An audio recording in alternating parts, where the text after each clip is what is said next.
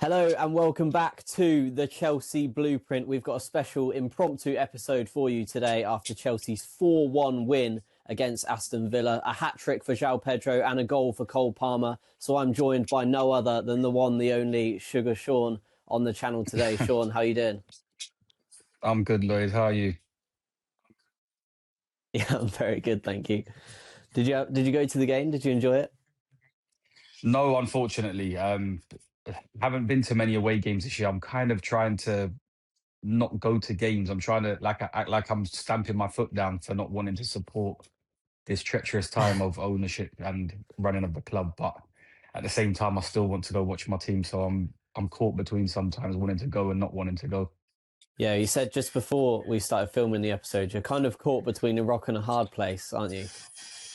Yeah, I'm just caught between the rock and a hard place. I just feel like I don't know whether we need to lose to get change or whether because I want to win games. And obviously like last night, I think every fan felt like last night was a must-win game for Chelsea. Maybe not a must-win game, but just not a must, we just couldn't lose that game last night, because I feel like if we'd lost last night, we would have been Yeah. 9 points behind Villa, and I feel like that would have been too much of a, even as bad as Villa have been on a run recently and their form started to dip. I feel like I don't think we would have been able to catch them. So it was like we had to win last night. So good result considering the start of the game. But yeah, we'll talk about some of the other performances.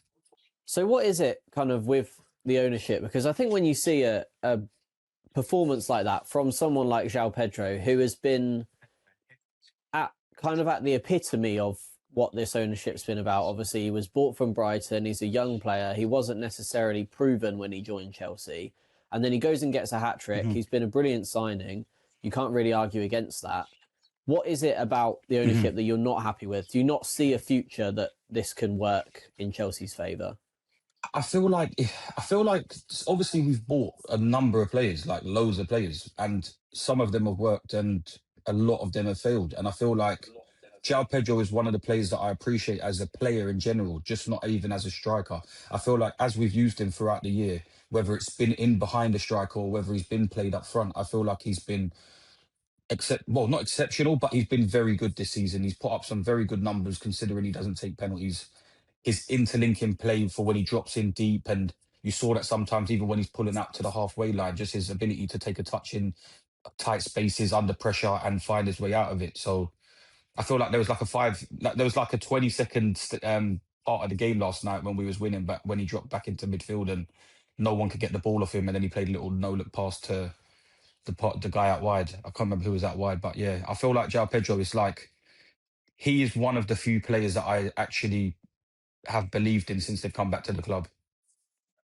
So Cucurella, Caicedo, a couple of the Brighton players, to be honest. But I just feel like the Yeah. inexperience of some of our purchases and our defence. And at the end of the day, I still feel like we need to have a lot more quality in the team. There's a bit of quality in the team, but that's why we are where we are. We're still in and amongst the top five. And obviously we're better than most other clubs, but it's just, we need more quality. I feel like we just need it's not necessarily just experience, but just the quality. I feel like we just haven't recruited enough quality in this team.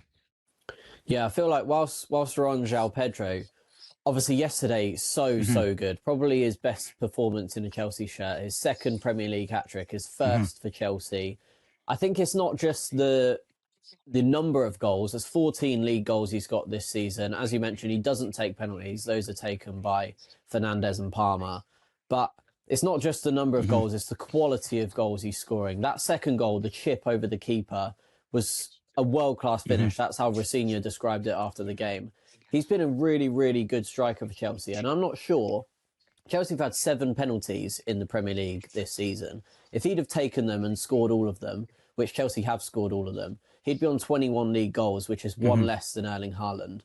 I'm not sure there's any striker in the Premier League that I'd swap Joao Pedro for at this moment in time. I feel like some people are a bit more restricted to the way that their teams play. So I wouldn't necessarily say that other people wouldn't do better in different systems. But I feel like João Pedro has definitely got the best out of what he's been in with at the moment, because I feel like we play good football. We create some chances. Obviously, we used to create a lot of chances for Nicholas Jackson, hence why Jackson had a lot of chances. And obviously, Yeah. I feel like Joao Pedro is an upgrade on Nicholas Jackson.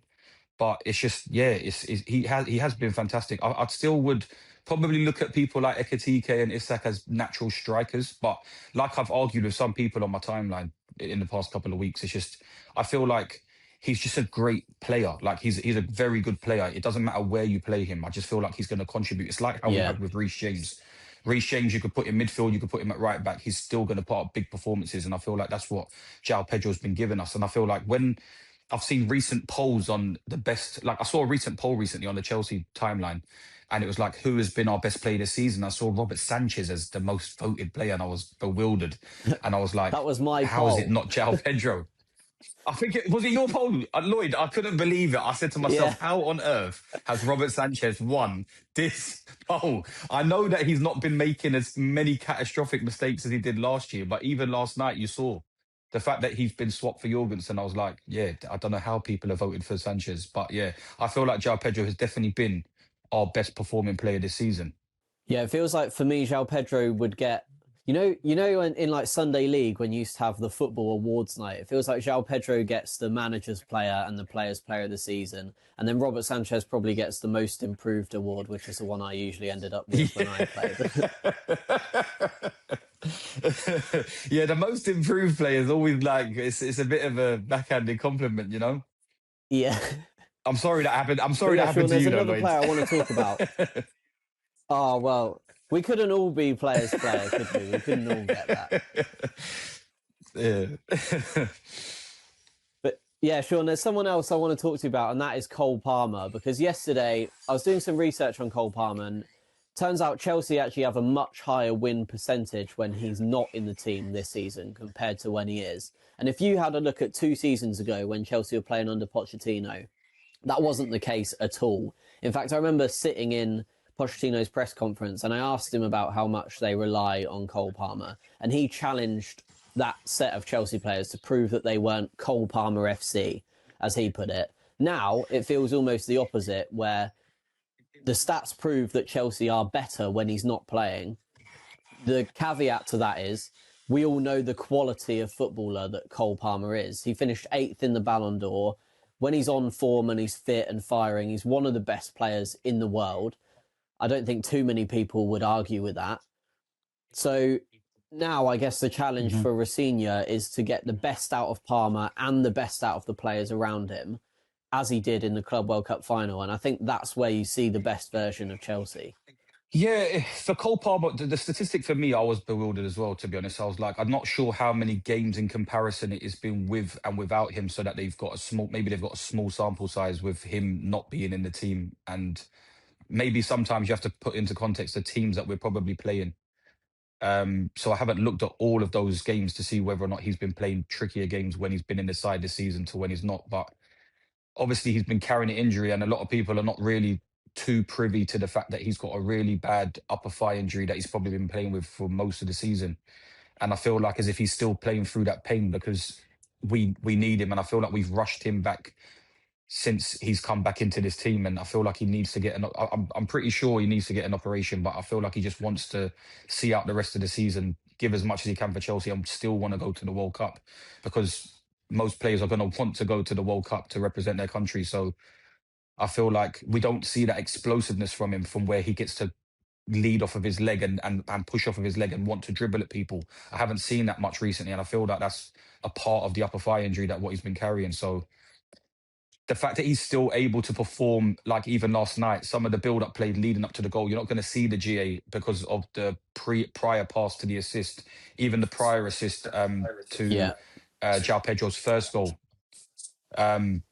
Lovely pass in between the lines, and just his overall ability to see things and create for us. I feel like even against Arsenal in the loss, I feel like he was one of our better players at the end of the day when he's dropping in to try and help us get up the pitch.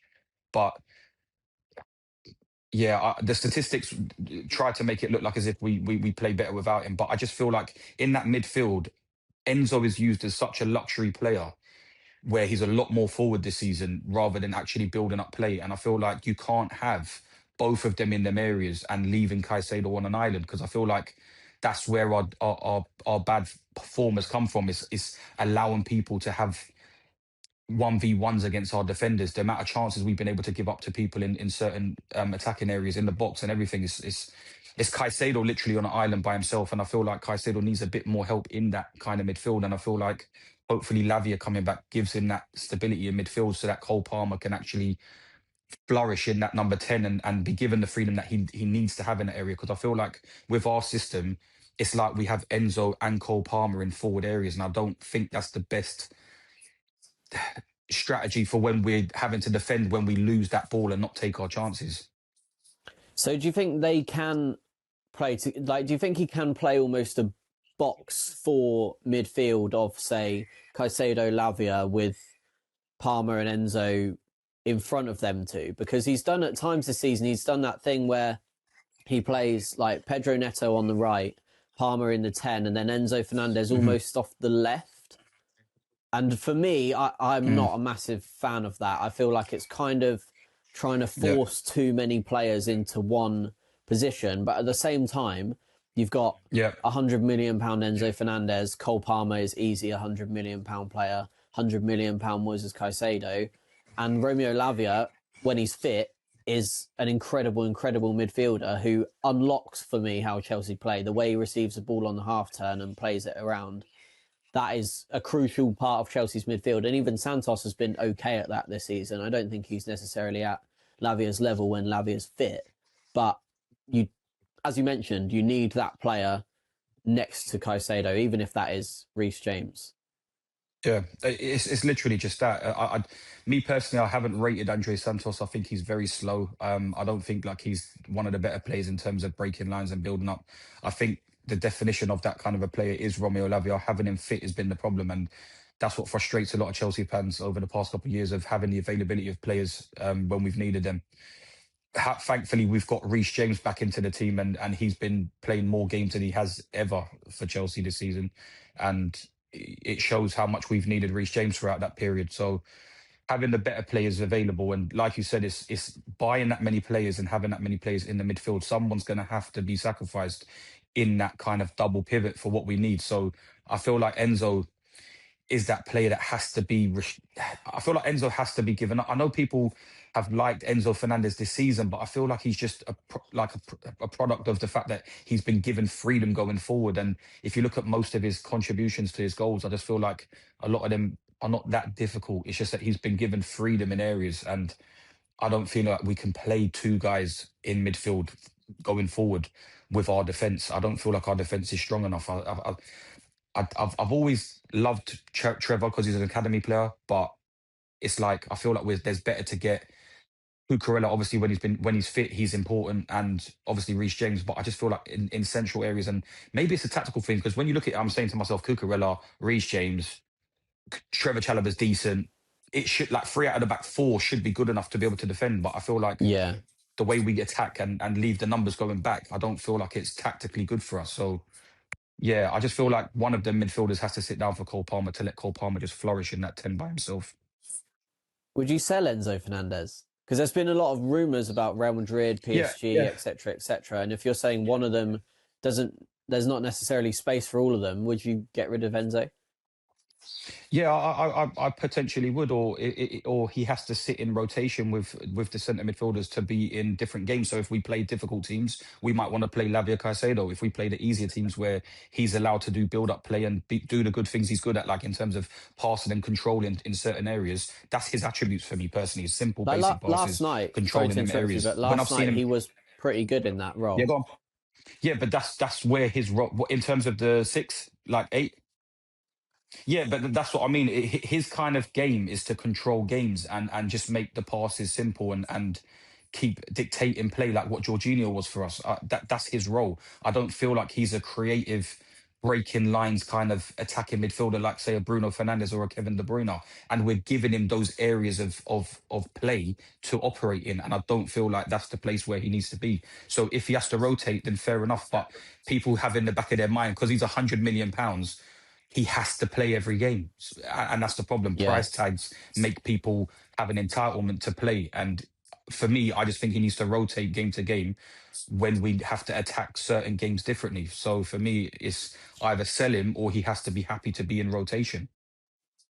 because we saw against Arsenal Yeah, when that's he had fair. to play on the left wing. Like you said, watching him on the left wing, having to play against Arsenal was it killed me. I was at the Arsenal game away from home in the cup game, and watching Delap right wing and watching him left wing was absolutely diabolical. Yeah, that was a tough watch, I think, for myself, you, and the rest of the Chelsea fan base. Yeah, hopefully what won't be a tough watch will be the Wrexham game this Saturday, 5:30 kickoff. It's going to be a tough one because Wrexham, obviously, they've had this Hollywood takeover. They've been doing well since Ryan Reynolds and Rob McElhenney came in. They'll be very up for this game at home as well. And you'd expect Liam Rosenior will rotate a few of those key players. So it's time for those almost second string team, the likes of Liam Delap. I'd imagine Joao Pedro and Cole Palmer will get a rest, at least something of a rest. And maybe some more minutes for Romeo Lavia. Those players need to step up now in the absence of the starting 11. Yeah, obviously squad rotation is key for towards the end of the season, especially when you're fighting in so many competitions. So just like you're seeing Aston Villa struggle with the fact that they've had injuries out in the season and probably why they're going to struggle towards the end of the season, Chelsea have to rotate in smart and key areas of resting their better players like Cole Palmer, who's been carrying injuries. So, and it's also important for, like you said, Lavia to come back into the squad and get his minutes that he needs to catch up to getting match fit and hopefully giving us something of a push towards the end of the season. So hopefully it's a stepping stone. I think everyone's expecting to beat Wrexham, just like we had them in pre-season a couple of years ago when we failed to beat Wrexham in the pre-season. I think everybody was embarrassed in that pre-season. But yeah, hopefully it gives an opportunity to some of these players to prove themselves. And I feel like that's sometimes been the area of the season where not many people have really showed hunger to want to actually have this Chelsea shirt on their back on a starting Saturday or Sunday, because I feel like no one's really stood out in a lot of positions on the pitch for Chelsea this season. I feel like even last night, Garnacho getting his opportunity last night to play, obviously because Pedro Neto being Yeah. sent off the prior game. Would Garnacho have been given that opportunity to play if Pedro Neto wasn't on a didn't receive that red card? And I felt like last night Garnacho was the only player that wanted to take on someone. I feel like we've lacked that in the wide Yeah. areas recently. Even though Garnacho hasn't been massively successful in those wide areas, at least he tries to take on players. And I feel like that's what we've needed. And Pedro Neto hasn't given me that recently. So hopefully that it applies to some of these other players against Wrexham, that they actually want to show some hunger and want to have that starting position have that starting position on a Saturday or Sunday, like Josh Achiampong at the back. Tosin, like all these guys that are in areas that I feel like we need to improve, or they can easily have that position. I just feel like I need to see a bit of fight from our team. Yeah, I feel like I find these games somewhat frustrating to watch because obviously Chelsea, as we mentioned already, Chelsea spent so much money on a lot of these players. I mean, even the second string team, the likes of Delap, Gittins, Garnacho probably falls into that category as well, Andre Santos. We spent a big money on these players, and even some of the academy boys, like you mentioned, Achimpong, if we were to sell him, he would go for a lot of money as well. The players that are in that second string team, they're still top level players. And it feels like when they play, they're not putting in the performances that are trying to justify that level of price tag and that level of player to try and get in the first team. It feels like they're completely apart. It doesn't feel like it's close. I feel like that applies to maybe some of the players. I don't necessarily think that some of these players are top players. Lloyd B personally, I've got a really high standard for what I want the team to be able to compete at in terms of the league. I feel like any club that has spent this amount of money should be able to compete for the league. And I feel like being 15, 16, 17 points off of Arsenal is just not good enough. And I feel like obviously that's reflective of the quality that we have in the team. Josh Achiampong, obviously, people like Josh Achiampong, I've got loads of time for. Like, I've literally got all the time in the world for academy graduates that have shown that they've got the ability to play for a top side. Like Josh Achiampong, for me, has a future at the club, and I'd love to keep Josh Achiampong there, and I'd love to rotate with him. Yeah. And he's the kind of a product of what I would want in rotation with these kind of Wrexham games. That if we've got an expensive team and very good players reflective of their price tags, that he would be able to come in of these kind of games and show his worth for the long term. So for me, players like Josh are definitely those kind of players that I've got time for. But some of these other signings, like I don't feel like Jarell Hatto is that good. I don't feel like Gusto has done enough for me at this club at the moment for him to want to be a starting fullback. Tosin Adarabioyo, the Disassis, most of our centre half recruitments, and some of our midfielders. I just feel like some of these clubs that we've sent them out on loan to, they didn't even want them either, so they've sent them back to us. So, and we're forced to have to play some of them, like Andre Santos, when we have players out injured and due to suspension. So, yeah, for me, it's just about getting the right kind of players into this team to be able to compete with Arsenal, and I just don't think we have it. Yeah, speaking of academy graduates, I'd hope that this Wrexham game will see some more minutes for Jesse Derry and Shin Mayuka as well. But unfortunately, that's all we got time for on this episode of the Chelsea Blueprint. We'll be back on Monday, as we always are, to review the Wrexham game, and we look forward to seeing you then. Thank you very much for watching. Don't forget to like, comment down below and subscribe to the channel. Thank you very much for watching. Goodbye.